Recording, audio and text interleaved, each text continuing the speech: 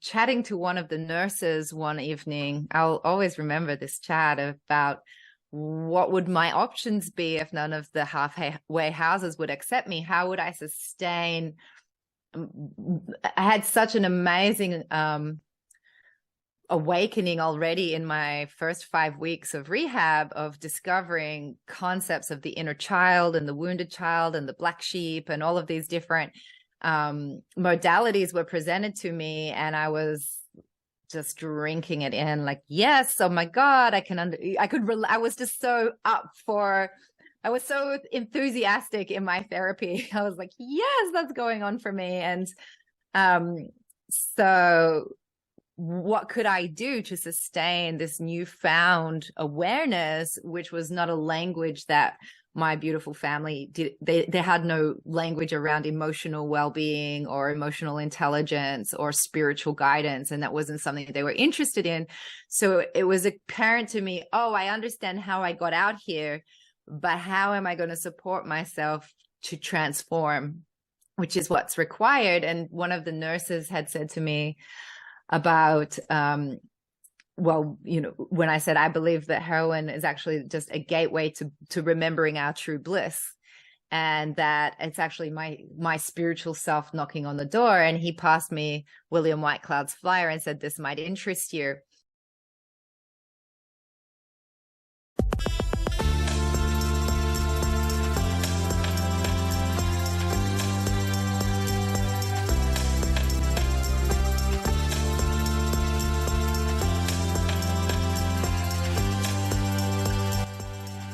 Welcome to Wellness Spring, our one-stop shop for education, inspiration, motivation, and optimal wellness.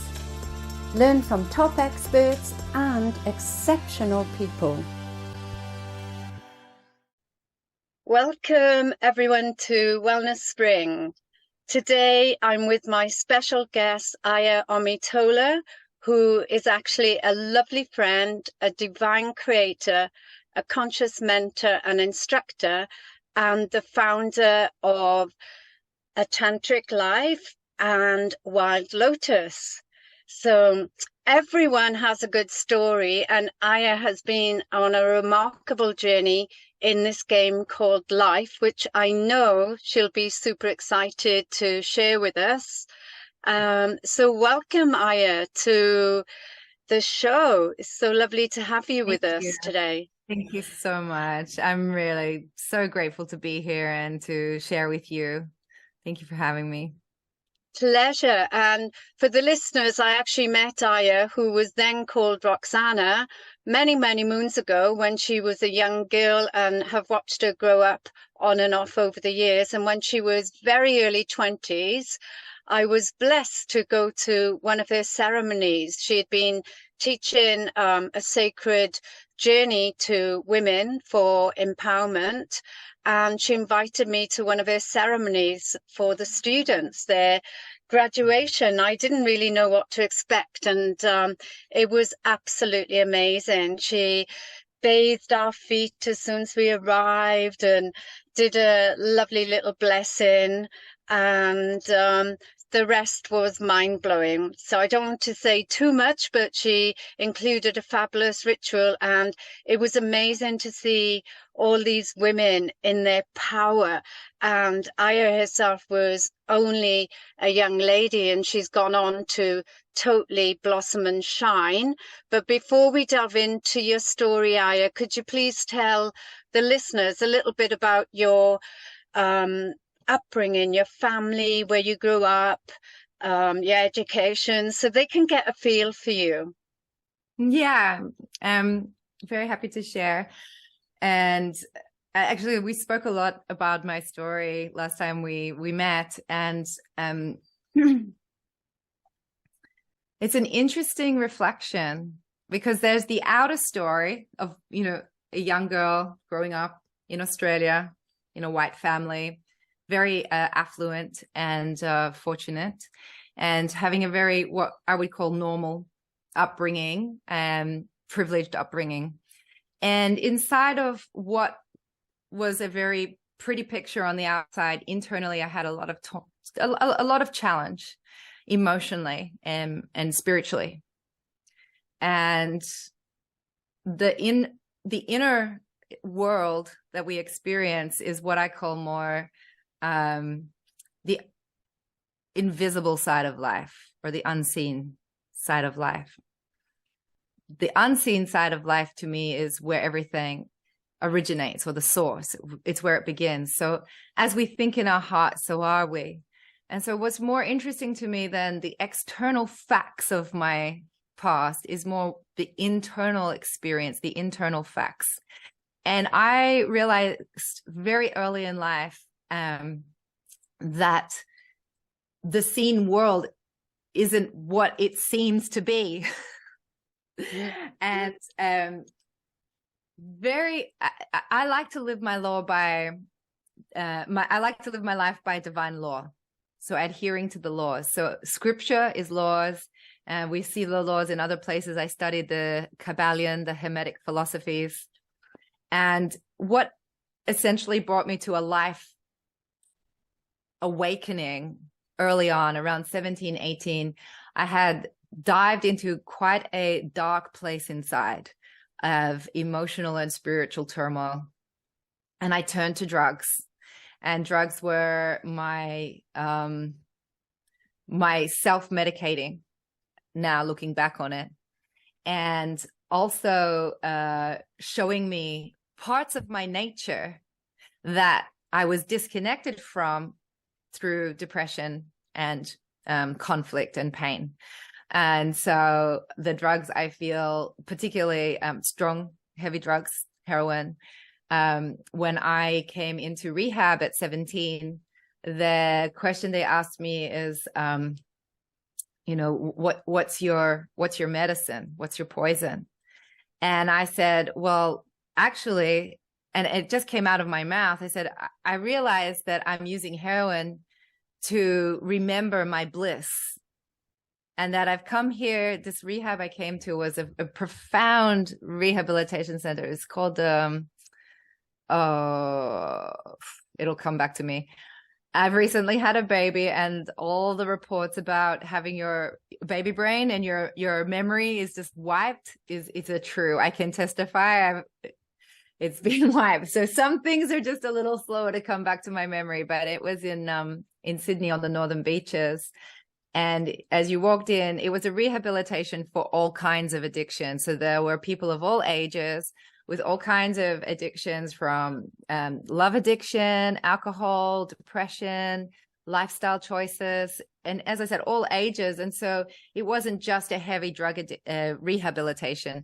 And because of the all-embracing nature of this particular rehab and the small, like very personalized care, it allowed me to really blossom into waking up to what was really going on for me. And what was signaling now, where I could, every year I would give a different version of my history according to what I had become aware of. And so as of this moment, when I look onto my past, when you ask that question, I realized that I was awakening my true mission in life. And as I said, a divine law, well, the first law that I live by is let the weak man say, I am strong. So my destiny, my calling, let's say what I petitioned for in heaven before coming to earth, was to resurrect our power as women. And it's the power of love. It's the power of receptivity. It's the power of feeling and healing, and also the power of manifestation that we carry within our wombs. And I was not born into a divine, feminine, empowered family where I was prayed for and I was honored for my true nature. No, that was not the experience I had. I was born into a very loving family, yes, but a family that had ideas about what they wanted from my life. And whilst that might seem like, well, what's the big deal with that? On a spiritual level, it's the opposite of who we are, because we come here to live our life, not to fulfill someone else's desires. Our life is for ourselves. And firstly, getting that for me was huge. And so what I realized when I came into rehab was that all addiction is an expression of codependence. Our happiness and our happiness and state of being dependent on something outside of us, be it a person, a place, or a thing, a substance. So what I learned is that drugs themselves, or people, or sex, or alcohol, or substance, whatever that might be outside of us, itself is not addictive. It's our relationship to it. And so I woke up to realizing that I had been living a codependent life of attempting to fulfill other people's desires, or what I thought was other people's desires, or perhaps they were, but it only matters is my perception. And that the whole transformation for me was about coming home to who am I? What have I come here for? And what personally fulfills me? And what is my deepest desire? And how do I fulfill that? And I came to realize that there were a set of social conditioning or beliefs that were agreed upon by groups of people or collectives, or even from my lineage, that was about, no, you satisfy others first. No, you live for others first. No, you please your parents, you please the school, you please the society. And all of this power is outside of us. Like the church knows about our spirituality, or the banker knows about our finances, or it's the doctor that knows about our health. And so everything is externalized in what I was born into, the culture I was born into. Everything had been externalized.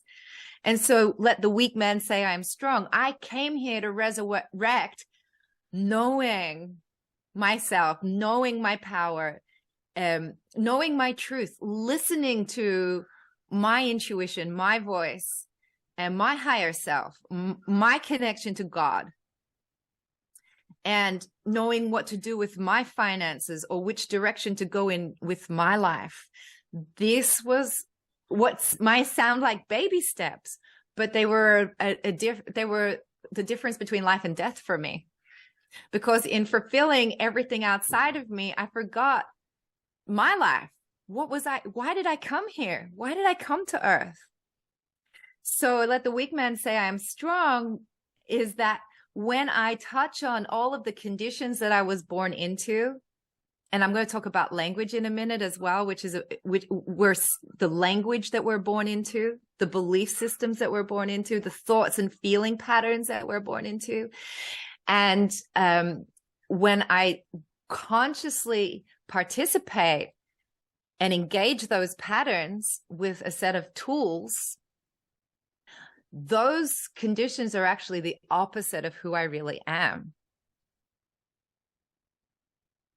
I totally agree. And you've already covered so much stuff. And I just want to say, I started my career as a registered nurse, and then a registered psychiatric nurse, and specialized in drug and alcohol rehabilitation.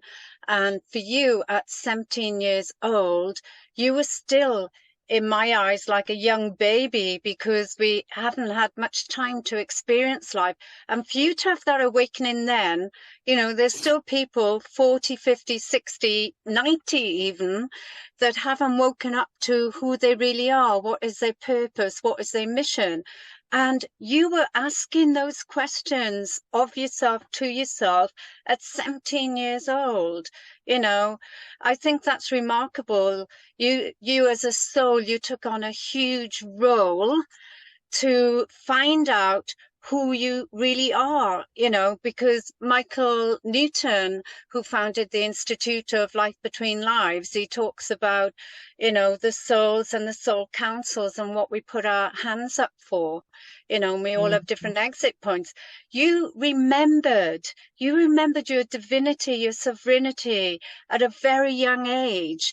And I know your parents, and like my parents and most parents, they do the best for their children, the best that they were taught and what they believe is right, from the dogma of society, with the things like you're saying, with this teaching from the church and the schools and everything else. And they did their best. They're beautiful souls, and they played their roles remarkably in this game of life.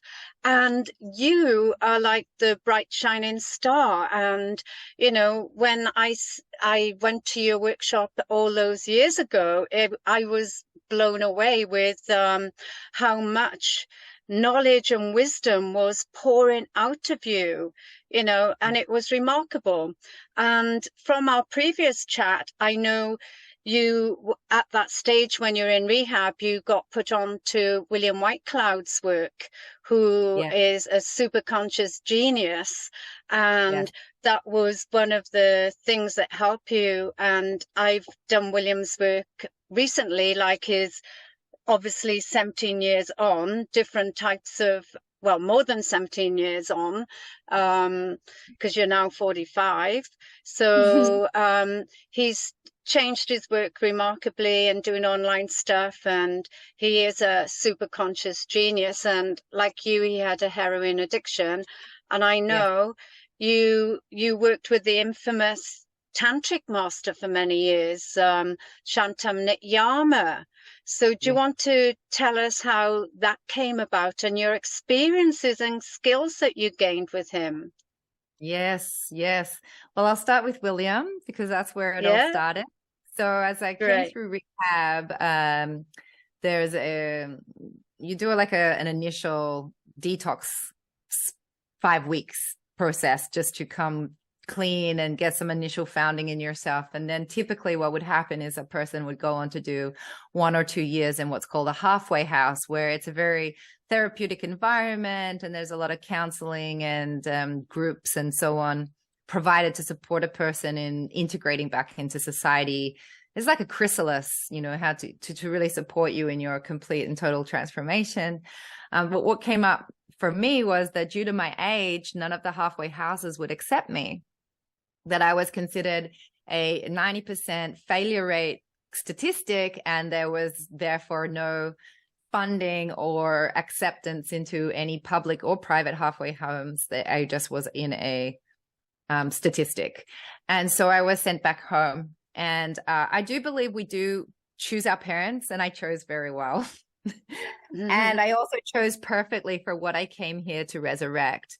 And the collective nature, the grand nature of you, as you've identified, of my calling was not only to raise myself, but actually to be an inspiration in my world and to be a sister and a mentor and a friend to many other women also choosing to fully come home and awaken. And so that's essentially what my workshops and courses have become, is a community, a global weaving of the connection that we all have. I call it the sister web of life that's surrounding the world. And it's this invisible connection that we have all in our wombs. And coming to the work that I came to share was chatting to one of the nurses one evening. I'll always remember this chat about what would my options be if none of the halfway houses would accept me? How would I sustain? I had such an amazing awakening already in my first 5 weeks of rehab, of discovering concepts of the inner child and the wounded child and the black sheep, and all of these different modalities were presented to me, and I was just drinking it in, like, yes, oh my God, I was just so I was so enthusiastic in my therapy. I was like, yes, that's going on for me. And so what could I do to sustain this newfound awareness, which was not a language that my beautiful family did. They had no language around emotional well-being or emotional intelligence or spiritual guidance, and that wasn't something they were interested in. So it was apparent to me, oh, I understand how I got out here, but how am I going to support myself to transform, which is what's required. And one of the nurses had said to me about well, you know, when I said I believe that heroin is actually just a gateway to remembering our true bliss. and that it's actually my spiritual self knocking on the door. And he passed me William Whitecloud's flyer and said, this might interest you. And it's a funny thing because I had stayed clean for a period of time, leaving the rehab and going home. And I had this flyer with me, just an 8-month transformational journey. And I was really knowing in my heart of hearts, that's for me. And it did not have a small price tag on it, let's say that much. And I was like, I'm a high school student. I've just finished high school. I'm a recovering heroin addict, and that I don't have like $10,000 sitting in my account. What am I going to do? And so I prayed about it. I suppose now looking back on it, it was a form of prayer, and I didn't have a religious context. It was just how I prayed to my higher self. And I reached the moment where it was like, I'm done with this. I'm going to use. And so I said, okay, how about, and I would start making these negotiations with myself. How about first we go to an NA meeting, and then after the meeting, if you still want to use, I will let you. So this was how I would negotiate this little stretches where I could go past the urge or the craving and see what miracle could land that could turn something around. And so it was like, you can still have it. I'm not saying no, but after we go to a meeting. Okay. So I went to go to the meeting and it wasn't on, but on the wall was the flyer for William's course. And in that moment, my cravings dropped because I knew that I had my answer. So I went to William's intro and of course then signed on, and I acquired the funds through family support and attended the 8-month training. And I came to William, well, I'm actually doing this training because this is my halfway house. And he, as you said, had recovered from heroin himself. And he said, well, this is the best halfway house you could have ever chosen, because I'm here to let you know that you cannot cure heroin addiction. You can only upgrade your life, and in your true nature and purpose, if you live on path with who you really are, most likely addiction won't be there. And so I really resonated with, oh, I'm not trying to stop something, because first of all, try and do anything, try and stand up. It's futile. You can't try and stand. You can't stand. Just stand up. So just give up. So actually, an addiction is actually an energy package. And energy can't go anywhere. You can't give up energy. It can't go anywhere. It can just change. It can just transform.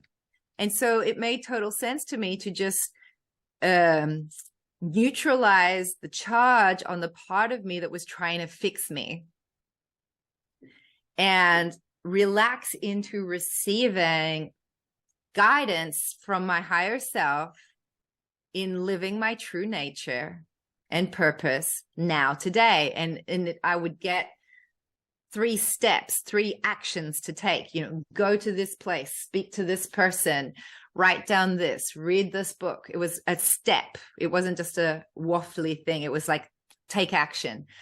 So I would take that action. I was very dutiful and very dedicated, and said, okay, dear guides. And I would do these practices that William had shared. And I would go to my guides in my temple and receive my instructions, and I would fulfill the instructions. And it truly worked without knowing how. And a magician is just a master who's following a seemingly invisible set of steps. And so magically, I transformed my life. All of a sudden, I'm living my dream life that I didn't even know was my dream life, but my heart revealed it to me. And that was on traveling, following my feet, following my heart, following music, following spirituality, following what deeply informed me. And I forgot that I had a drug addiction. I just forgot. It wasn't there. Each day I woke up with the craving, and I said, okay, I did my meditation, I followed my instructions, and by the afternoon I forgot. And the day would come again. Oh, remember? Yeah. And then months went by. There was no need to even have the negotiation because the desire to be in love was strong. And it's a lot like the story that we're told, the white wolf and the black wolf, and which one will win the fight? Well, it's the one you feed. And so I learned instinctively on a very deep level, on a life and death level, because heroin addiction becomes very quickly a life and death choice. And it became very evident to me quickly that what we put our focus on, we become. And so when I focus on what I love, I very quickly become love. And in love, the codependence is how to survive without love. So just coming to love is already the cure to everything. And I'm not talking about a waffly love. I'm not talking about feel good. I'm not even necessarily talking about what we like. Love is a quality to me. It's a substance that is perfect. It can be fierce. It can be deeply uncomfortable. But it is the source of who we are. It's life itself. And so it's like it can be like a howling wind. It can be like a warm hug. Love can take on so many different forms. When I say listening to my heart, following my love, what I'm talking about is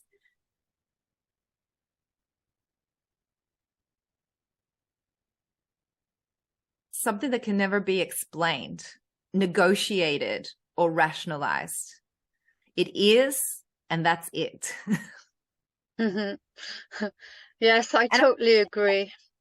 And I think it's important to say, to mention that, because love can easily be confused as a like or a dislike. Oh, I love that. But what you actually mean is, I really like that. Because love is actually beyond even expression. Exactly. And before you go much further, I'll just say, William is a great teacher at letting go of the need to know how, which is what we're all asking, and where your attention goes, your energy goes. So as you correctly said, it's all about having that focus. And it's wonderful hearing your story, because I hope there's many other people with various addictions, because a lot of people, lose one addiction and they replace it with another addiction.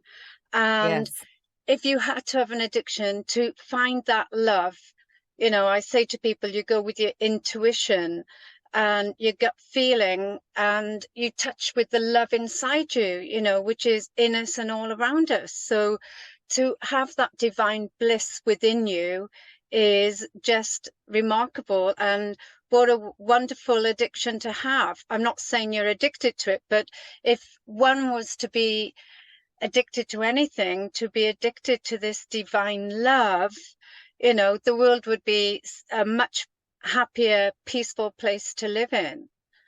Well, so what I said about upgrading, so an addiction I would call like a shadow nature. And then if we bring that into perfection, then we see commitment. And this is, again, how I look at healing is we might bring something into the space. We call it, oh, here we go. Here's addiction. All right. We see something's wrong, let's say.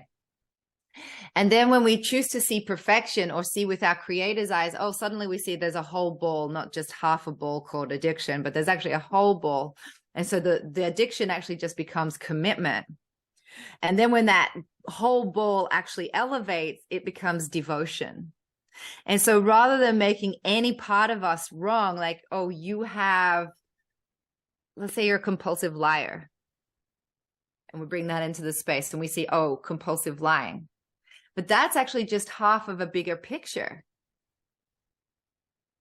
And our job is to Yes. find out what's the fullness, what is lying, why do I lie, what is the energy of that, instead of trying to get rid of that. And you can't make energy go anywhere. So if you have compulsive lying to yourself and others going on in your life, and I know that this is really big for many people,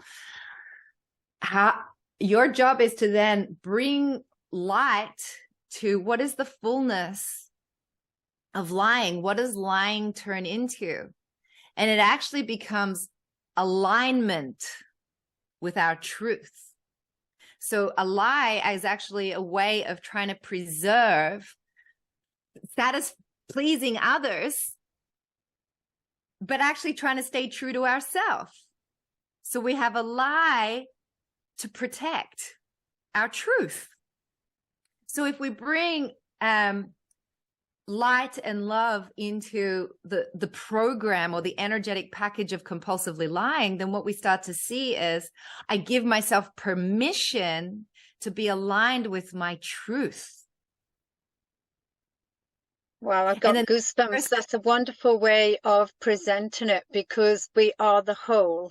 There's no separation. And then the elevation of that is authorship, to actually become an author of a topic. So we shift from lying into mastery, into being an author on the topic, to being a spokesperson for that. So it's a very protective energy that's just half understood. But if you try and get rid of it, you will never even get to the authorship, because the lie is just half of the authorship. Our power to be safe in what we're here to speak. That's and so beautiful. People who have been liars actually create a lot of safety in the world for everyone to have their truth and to be safe in our truth. Yeah. Yeah.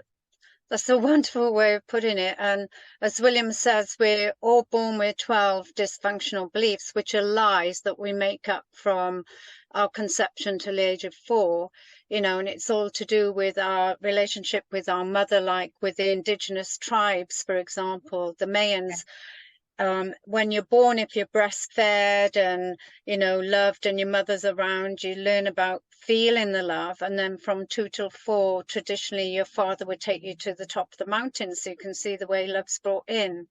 And if those needs are not met, for whatever reason, we make up lies. And most of them are, I'm not good enough, I'm not worthy, I'm invisible, I'm not capable, I don't have the capacity. And even if, like in my case, I used to come top of the class and, as I grew older, getting distinctions for everything, you still think you're not good enough. And you have that need to be perfect. And most of us, probably 90% of the people in the world are trying to resolve this tension and prove their lies wrong. And the like more you and I, not living. Wrong, the more we prove them wrong, the more we become them, because we're focused on them rather than just going, well, what's the rest of the story? What's the full picture? Because it's only half the picture. Yeah. So William's always said, and many other people I've done brain entrainment courses with, is like, it's a myth to think that they're going to go away. You'll never get rid of them because they're part of you. But when we're in tension, because we will slip back into our humanness, when someone presses our trigger, whether it's a person, event or situation, it's like, great, I feel uptight. My ego's driving me like mad to look into it, but our ego's the vehicle of orientation, and we can go, this is a wonderful opportunity for me to master my spirituality.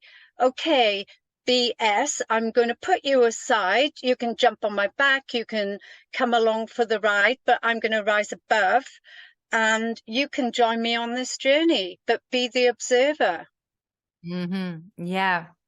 So that was an amazing training that I did with William, and what came out of it was a deeply embodied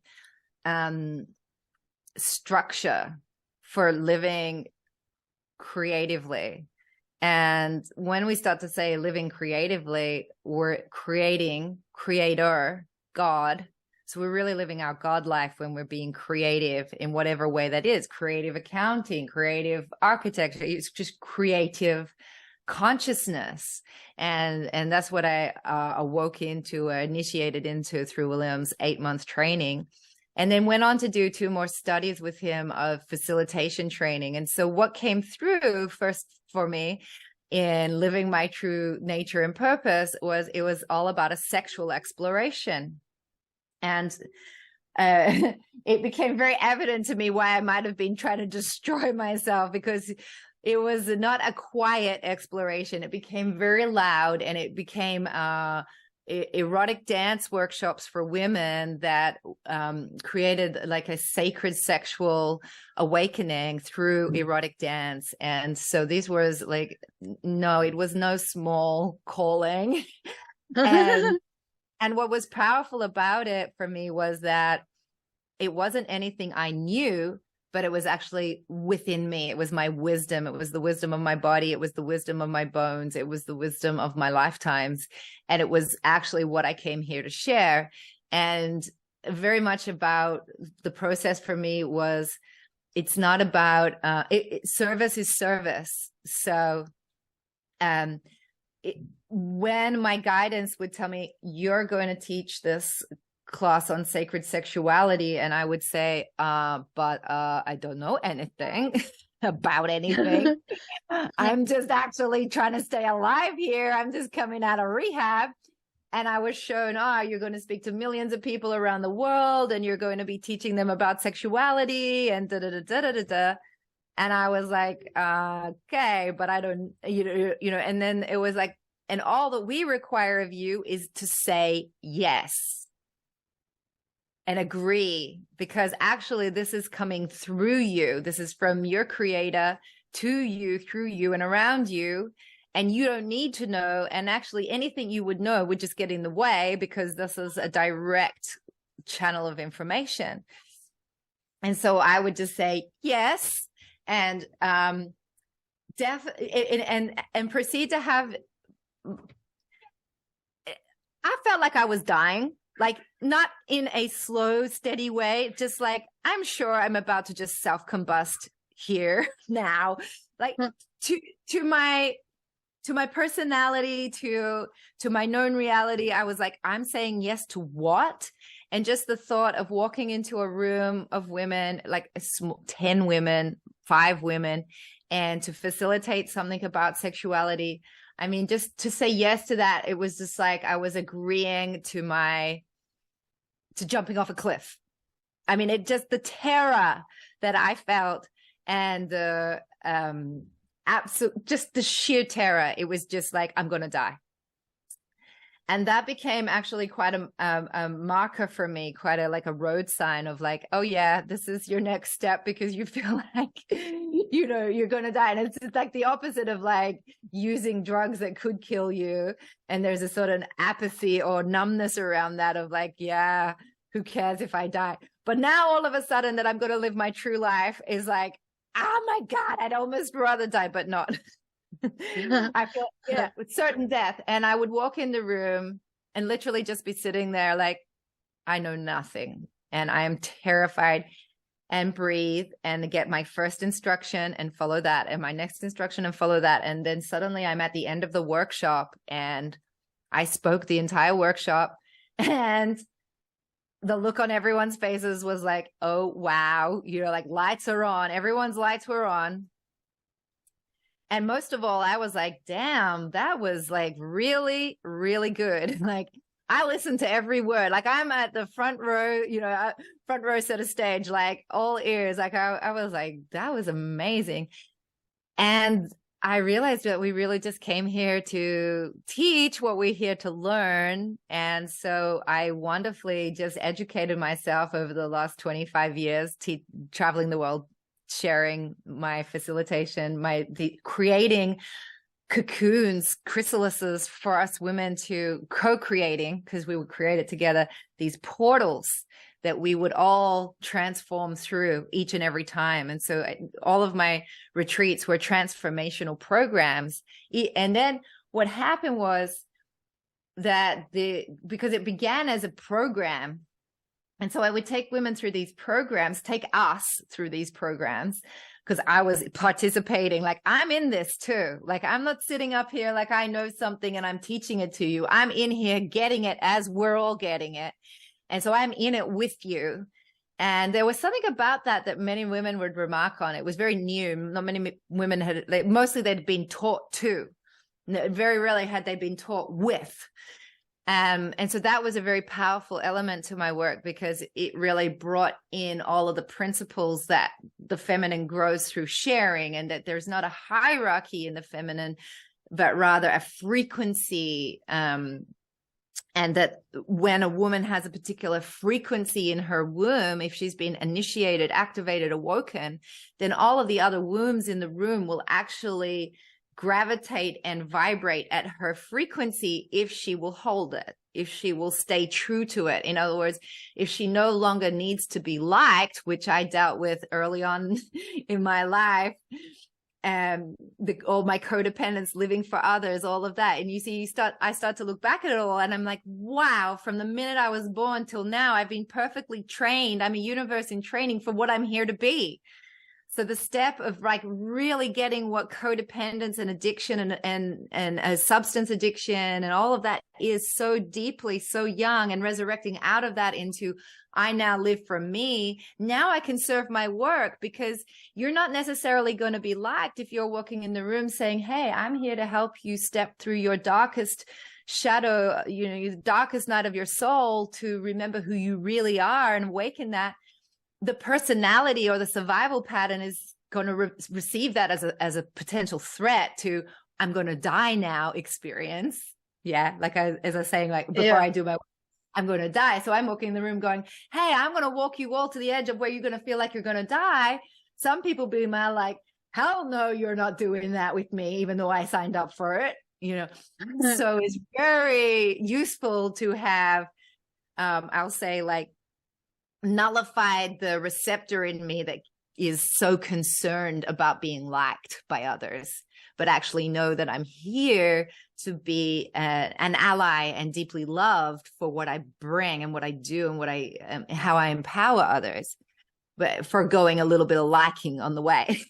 And again, that's kind of love and like concept.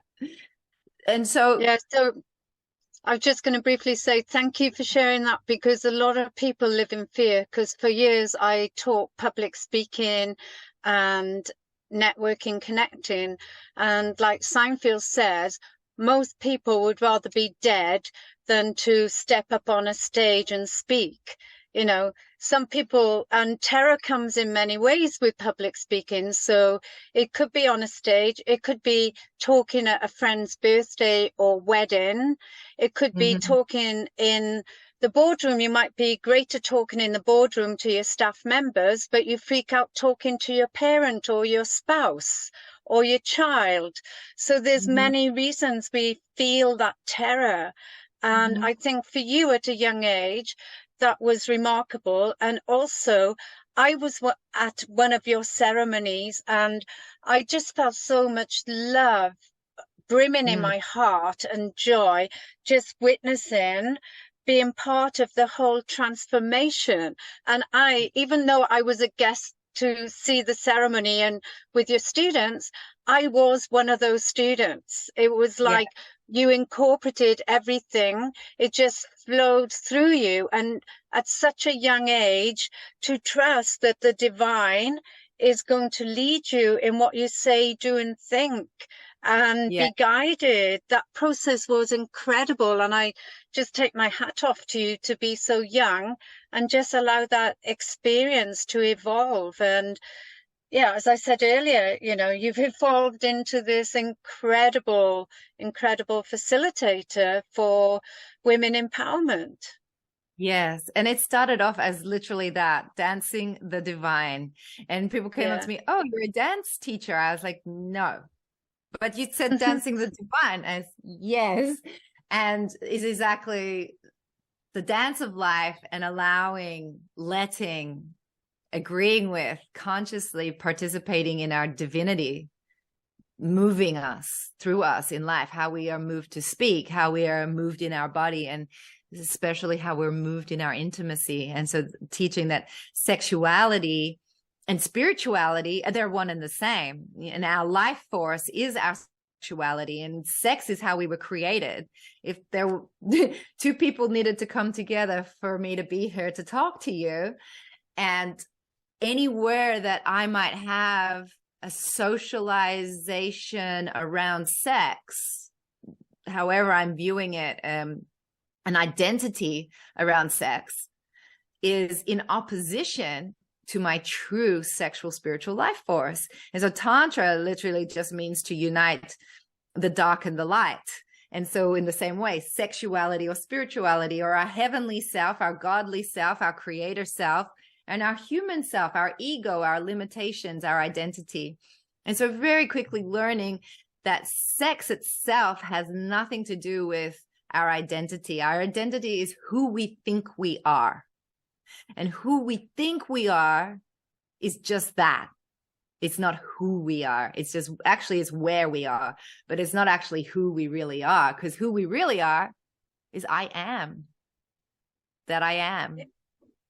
Exactly. And so dancing divine is literally I am that I am, moving me here in this moment. And I am that I am is unified consciousness. So there is no audience. And I'm of service to I am that I am in me, in you. So whatever is coming through me, it's coming through us. And in this situation, we're just in the yin and yang of I'm dancing, you're watching. But who's watching? Who's dancing? And this is what lovemaking really is. So during the course, without focusing on sex or lovemaking specifically, although sometimes I do go into those conversations because women ask about it. And a lot of what I'm drawing from are my years of apprenticing and mentoring with Tantra Nityama, which if we get time, we can dive into that as well today. But more so, what my teaching and what I serve, what I create, what it's about, whether it's dancing the divine or a tantric life or Wild Lotus, because they're just the different names as it's evolved over 25 years. But all of the work that I do is essentially, it's a transformational structure. So a woman can come at any age, from any walk of life, for any reason. She can be called for many reasons. It might be a sexual exploration, but essentially it's to empower herself in whatever way, shape, or form her life is requiring empowerment in this moment. And the structure or the portal or the process that the person will go through will transform them into a higher state. It's a transmutation where you take one state of being and you clarify. And what happens is the dross rises to the surface and we scrape it off, and what's left is the gold. And that's just to describe the spiritual process that will happen to anyone and everyone that comes through working with me, and whatever it is. And that's what I love about, and that's why it became a tantric life, because, a tantric life, a beautiful life, a spiritual life, it's about living in alignment with who we really are. It's about awakening to and remembering the choice and the life that you chose before you came to heaven. And then we can just look at everything that's happened in our life as a perfect catalyst to awaken that and teach us and train us to be really good at that. That's beautiful, because I love the way that you said earlier, which I totally agree with, that you chose your parents. And it's I often say to people, yes, we choose our parents and we come through them, not for them. We're all here for our own journey.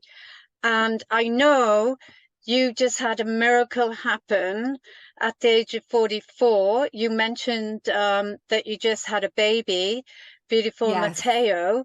And Yeah. would you like to share your experience, how this came about? Because you were going through a near-death experience then also, before his conception. Yeah. So my journey, just as I said, each workshop I would do would be so transformative. So I was just on this magical mystery tour called My Life since I came through rehab, and it's just been like, yeah, a continuous magical mystery tour. And there's so many twists and turns, and that's that journey on my road. Where to dive in to tell the story. But actually early on, so coming out of William's trainings and birthing my work, I very quickly came to a realization that quite shocked me. I was driving along. I was under 28 years old, and I was driving along and I had to stop the car. It was like epiphany. I was dizzy. I was giddy. And the words came through me, I don't have to have a baby. And I suddenly realized that there was a wave of a socialized choice, or a wave of pressure of like, you just will. You're a woman, you'll have a baby. You're a woman, you'll go to school. Like it's just this mapped out life for you, you know, and you will get an education and you'll get a degree, and then you will get a job and you'll get a career, and then you'll get married and you'll have a baby and you'll pay a mortgage, and there's the story, and it's already written for you. And in this moment, you know, because I see octaves. So layers and layers. It's like the first octave and then the next and the next. And these octaves are all the same. It's like an onion, you know, we're peeling the onion. It's the same onion, but we've got layers and layers. And so this was the next layer of awakening to like, I don't have to live that narrative. Oh my God, I can live any narrative I choose. I mean, it just came up and I was like, mwah, see you later. No marriage for me, no mortgage for me, no baby for me. I am writing my story, and my story involves temples and dakinis and sacred sexual rituals and higher states of consciousness and bliss, and, you know, just the devotion to our supernatural capacity, our godly capacity to truly live heaven on earth, to truly live immortal life, to truly live empowered sovereign lives of living in the Garden of Eden, the promise in our hearts as we know life can be wholesome and nourishing and good. And I just saw my role in this.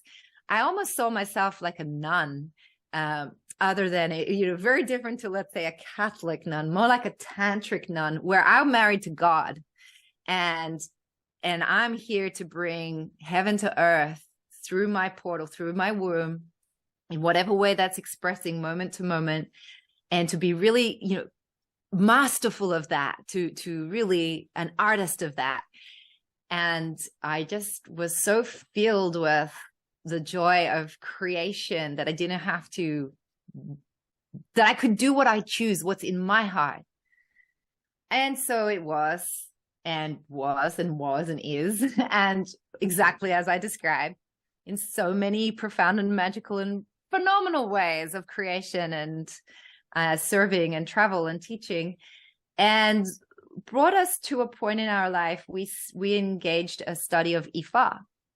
And Ifa literally it's a West African religion or spiritual system that I discovered. It's like my religion, and it's actually the oldest religion that's any record of on the planet. Predates Judaism, Christianity, everything, in its artifacts, in its records. And in this spiritual system, I would say, if we're looking at the power of words, religion means to go backwards. To spiritual means to spiral up, to breathe. And so Ifa translates, it's a Yoruba language that translates to the sacred study of ourself, or the sacred study of nature, or the sacred study of our true nature. So the translations are a little, but you get the gist. And I took on this study because there were certain things that were happening in my teaching life and in my personal life that started to elevate. And I recognized a requirement for getting more spiritual support with the types of challenges that I was now facing.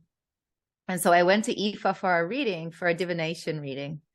And I received such profound, accurate information about my life and about choices I was making and assistance in making choices and the insights as to why those choices were relevant to me. And so we took on IFA study. We initiated into IFA, which is just to simply formally marry my spiritual life. So like that concept of none, it was like, it was now sanctified. I'm married to my creator. I'm married to my spirituality. I'm married to my destiny, and I serve my higher destiny. And with these tool sets, so IFA gives us these beautiful tool sets, and Ia is the name I received in the next level of initiations. And Ia means divine mother or female priest. And so it's really just a woman who is here to empower others. And while it doesn't mean anything really, it also means everything. And so the first initiation is just a hand of IFA where you become a student. And then in the student initiation, we receive the guidance that because of the work I do and also my partner, and due to the type of energies around us and the service that we provide, receiving the priest initiations is highly recommended. So we went on to do that 3 years later. That was about 2018, around the end of 2018. And when you go into IFA, they say like, okay, you've done a lot of spiritual work in your life and you've had like near-death experiences and big crisis and big awakenings and initiations. Yes. And get ready, because your first year in IFA is going to be like, on one level, like a midlife crisis. On another level, you're just elevating. So a lot of things will leave your life. A lot of things will come in. And we were like, ho, ho, hum. Yes, we've done a lot of intense things and this doesn't seem very intense. So we thought our life was going that way. 4 weeks later, we were on tour in Europe for 5 years. It was like, it took over like in a heartbeat, and things like flew to us that we were like, oh my God, there's a full group and I'm going to London and then Europe and things that were in our life just left. So it was very immediate. And in the second initiations, they said, oh, good, get ready for the next 3 years. Crisis. So we were like, okay, well, the first crisis was pretty good, so we'll get ready for this one. About 6 weeks later, my teacher began to he woke up one morning dying in the bed. Wow. Nityama. And we had a 3-week retreat that was starting a week later. And we had just received our priest initiations into IFA. This was our first level of training, because he would only receive he would only act upon the guidance that we would receive in our divinations as Babalao and IFA to assist him on what he. So essentially our training, his life and our training, we were given the greatest task of resurrecting our teacher's life with our newly found IFA tools. And fortunately, one morning it said, go to the hospital. And on that day, he got the assistance he needed. It was dehydration, in fact. So he, with the support that he received immediately, saved his life. And he went also through his own life transformation from that day on. And so that was about 17 years we had been working together, and that incident then just has us both now in a different relationship with each other.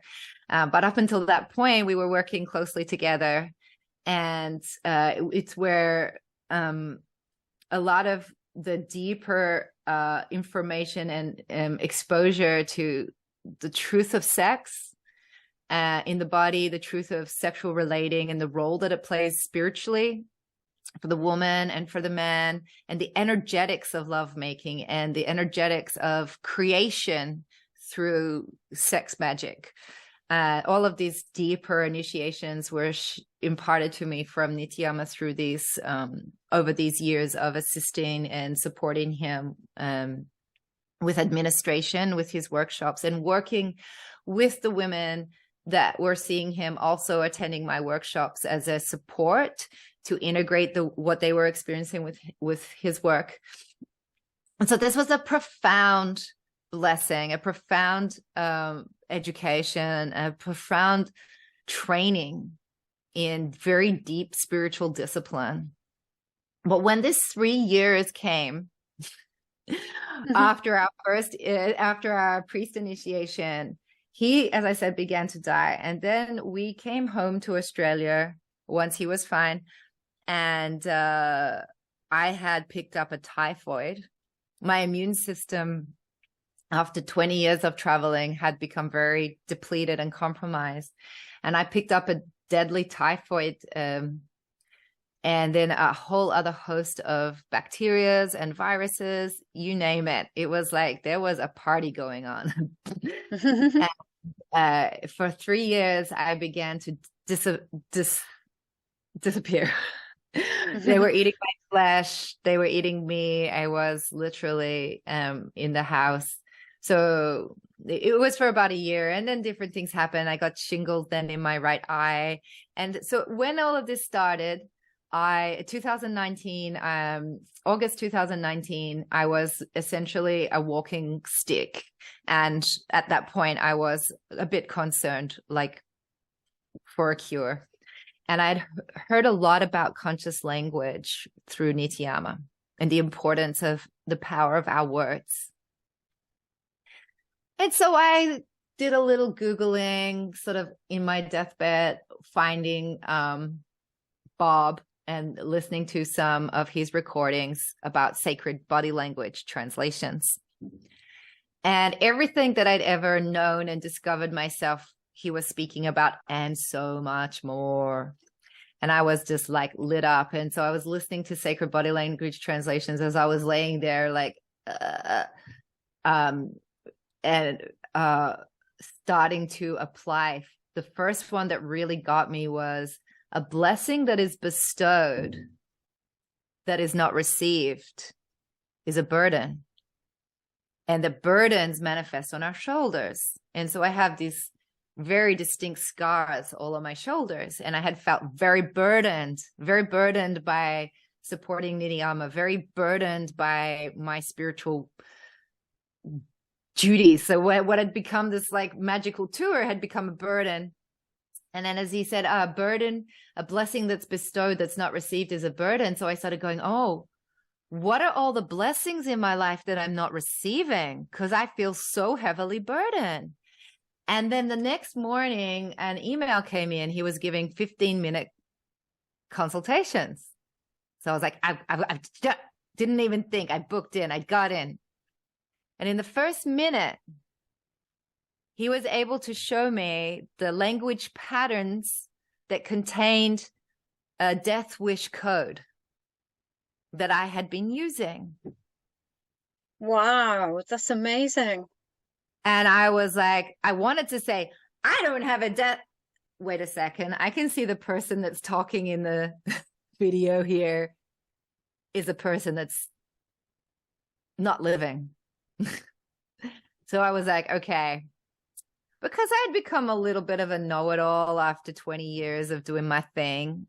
And like you say, so young and so wise. And, so somewhere that had also become my identity.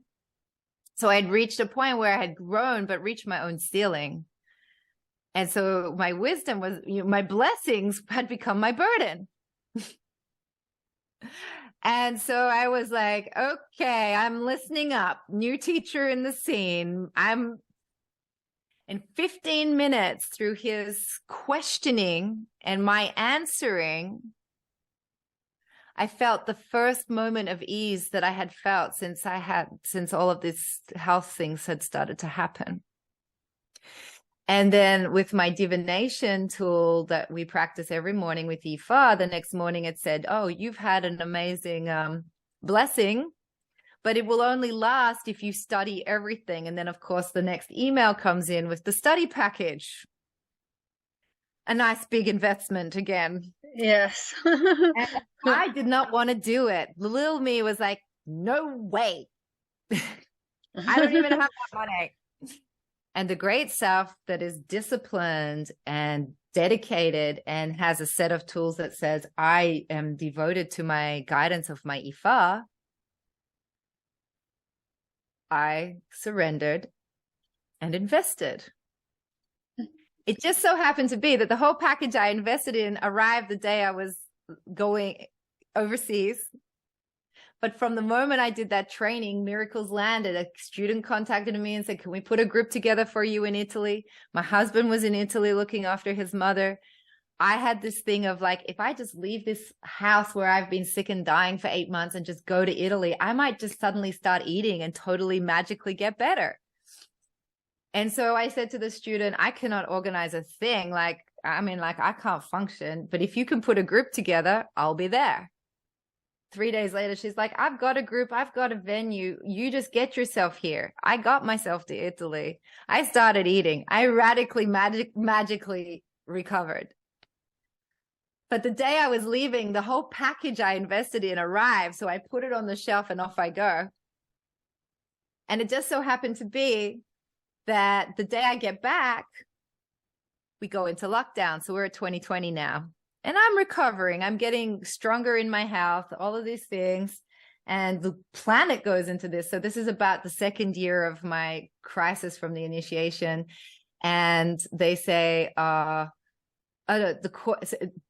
the Mastery Systems puts out this another course, and it's a mentoring course that mentors a person through, happens to be the package I had invested it in 8 months earlier that I had just put in a cupboard. And I was like, how am I ever going to do that study? Because I'm so lazy to do study, so. And then this course appeared. So I'm like, perfect. I can do this mentoring that'll assist me to commit to doing the study, because it's all a home study pack. So I sign up for the course, and the day it starts, I get shingles in my right eyeball. Wow. I'm like, wow, I'm really going to get this one, because I'm going to transform the way I see everything. Exactly. So for 4 months, I was in an extreme shingles recovery. Pretty much back into my house, back into the cocoon, back into the dark room, and studying with Bob now as my mentor while studying through this material. Now, when we received our Ifa initiation, a priest one, not our hand one, but our second one, our priest one, the guidance that came through to me and my husband during that initiation was, you two, Ifa is telling you to, it's time for you to have a baby.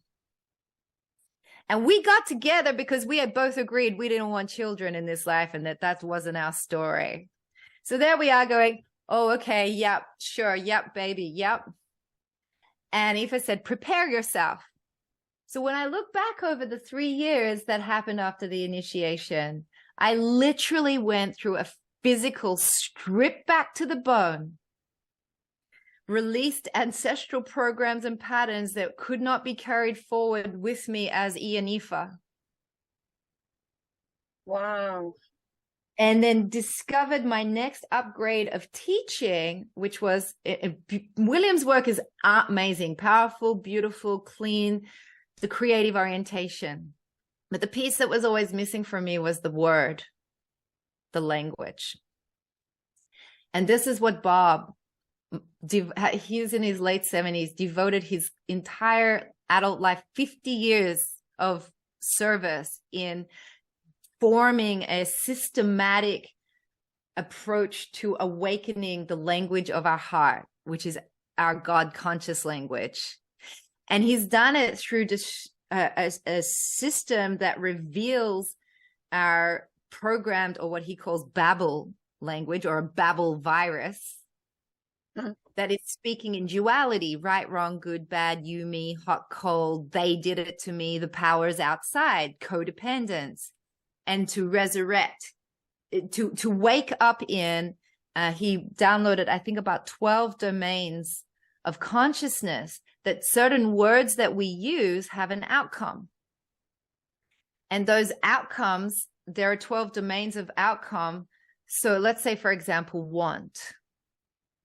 If I use the word want implies that I don't have it. So I'm in a lack conscious. If I'm wanting, I want this. Do you want that? Do you want to come here? Every time I'm using want, I'm rooted in unconscious belief. And you were saying about William and the 12 beliefs that we have. So these are other than conscious. We're not necessarily walking around going, I believe in lack. But if I'm using the words want, it's stemming from the root of believing in lack.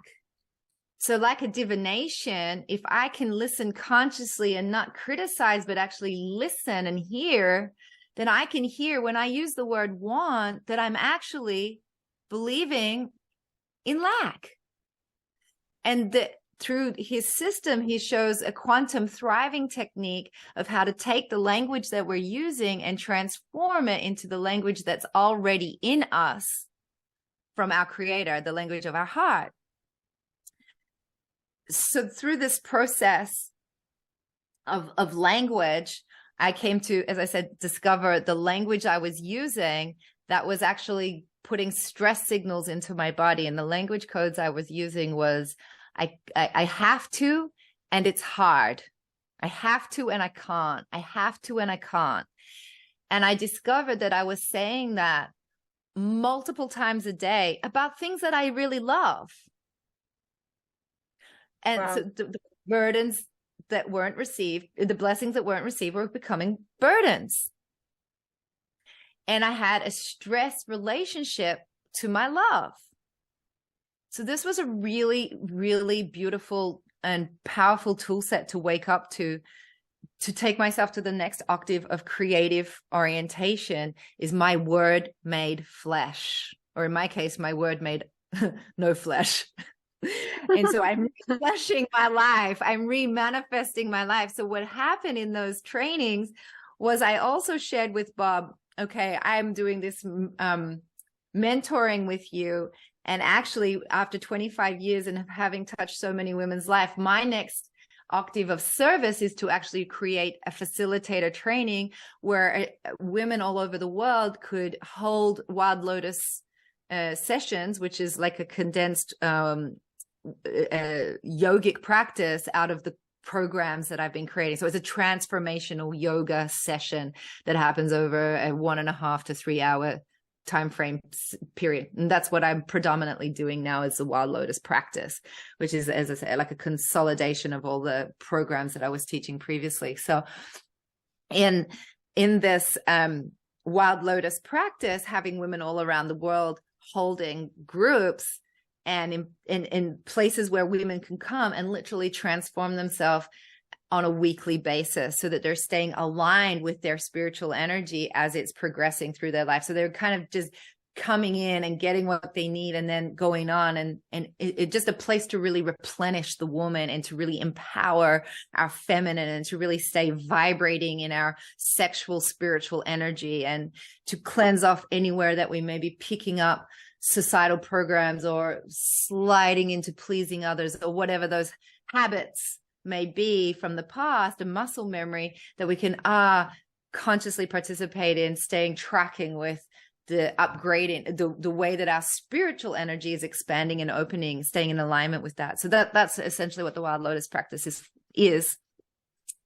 And so waking up to language, my word made flesh, it's just such a wonderful next phase on in living the creative orientation and in increasing the tool set.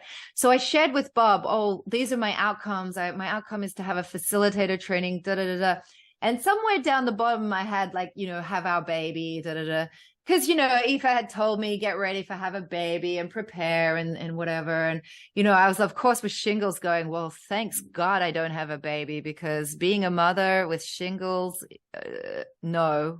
There are so many incidences in my life, so much commitment to my work, so many travel, so many incidences where there's no way I could have done that and also been a mother to a baby, to a child, to a human in the way that I'm guided to be a mother, really present and why have a baby and let someone give it to someone else? If you're going to have a baby, you're there to raise the baby.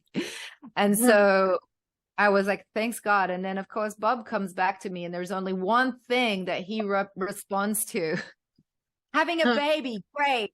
And I was like, oh, because it had been such a deep relinquish of the program. It was such a big turnaround to say, well, what is it now to truly be blessed by a baby. How could that even be a blessing? I was like, that's just work. Oh, no.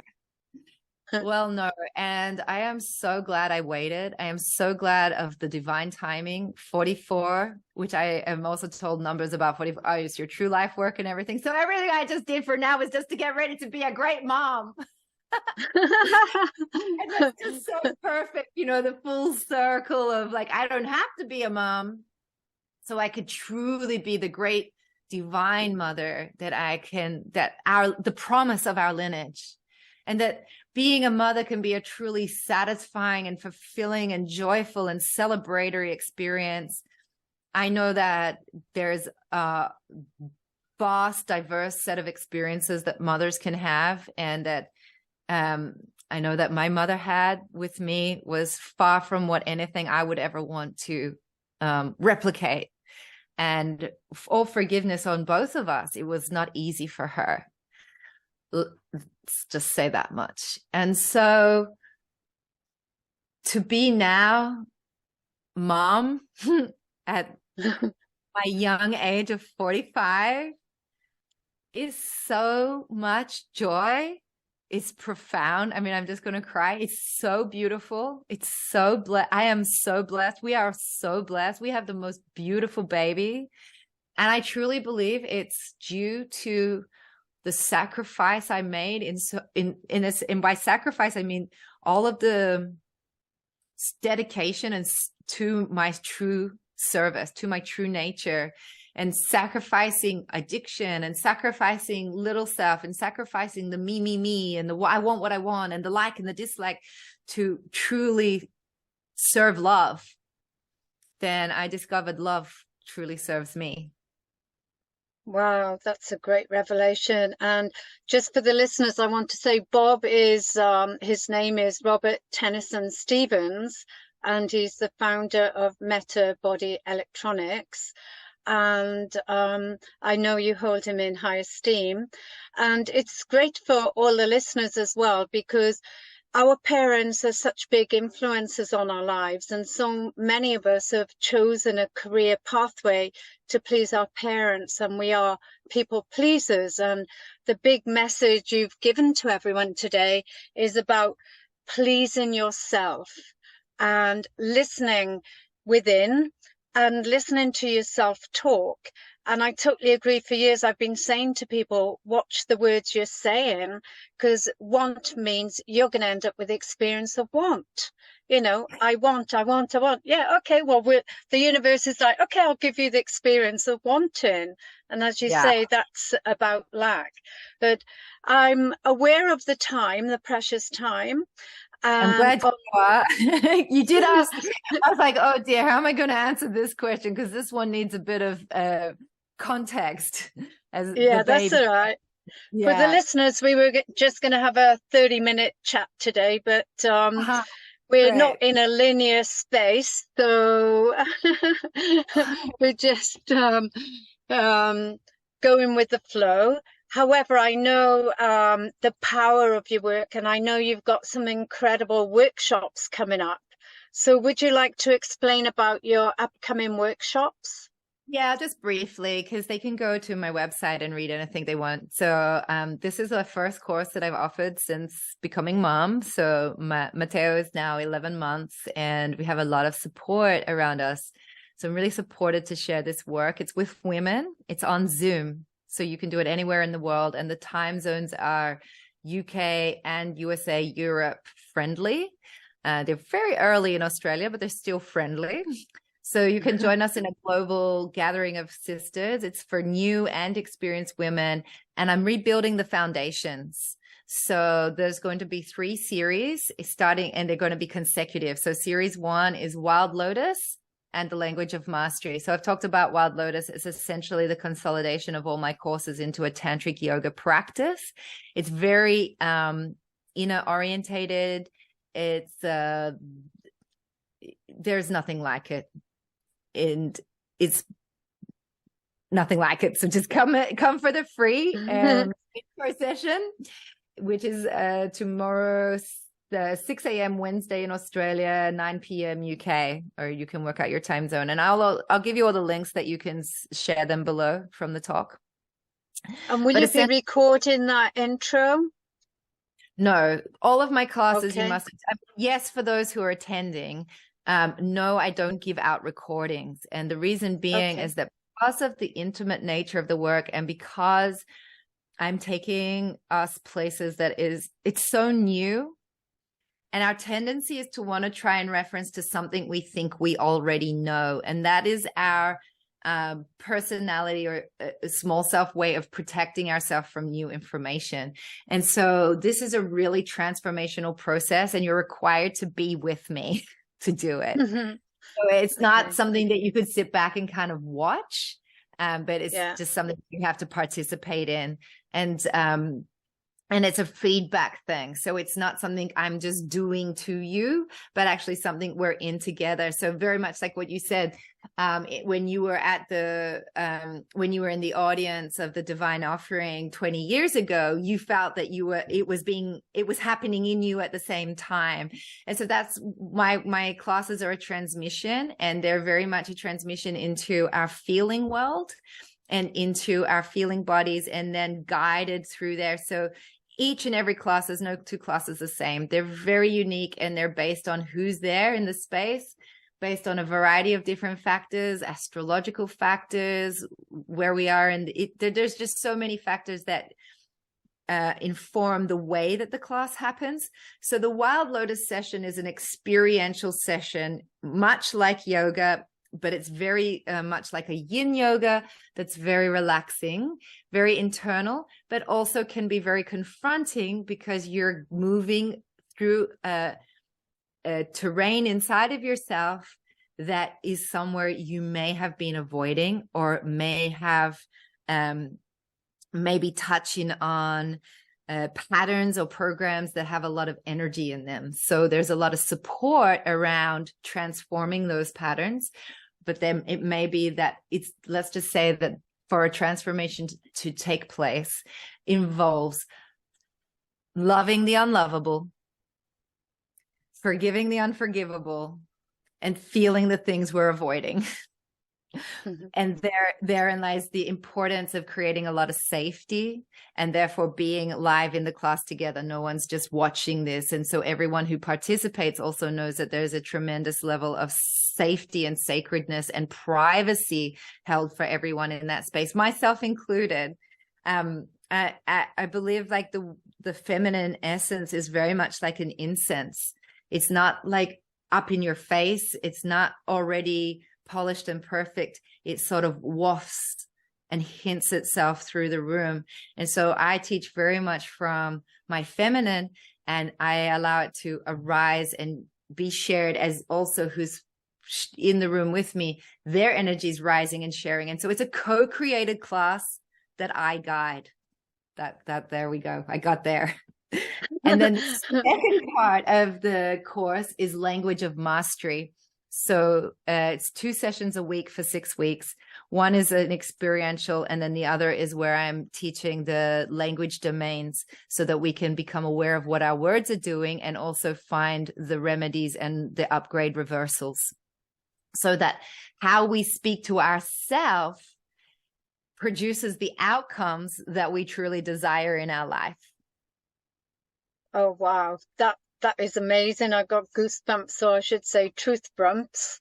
It's just fantastic. Yeah. So okay. The Wild Lotus and Language of Mastery is the series 1. Series 2 is then Wild Lotus and Sacred Body Language. So it's understanding the language of our body and how to work with what our body is telling us. And then the third part is how to put it all together in the quantum thriving technique. So Wild Lotus and Language of Mastery, Wild Lotus and Sacred Body Language, and Wild Lotus and Quantum Thriving Technique. And through those 3 series, the person is fully acquainted with a tool set. They can manifest and transform every and anything in their life, from life, death, health signals to fertility and motherhood to career, because I've walked all of those paths. And I don't need to know your particular one, because the transformational structure will hold you. My work sends everybody back to their own creator. Wow.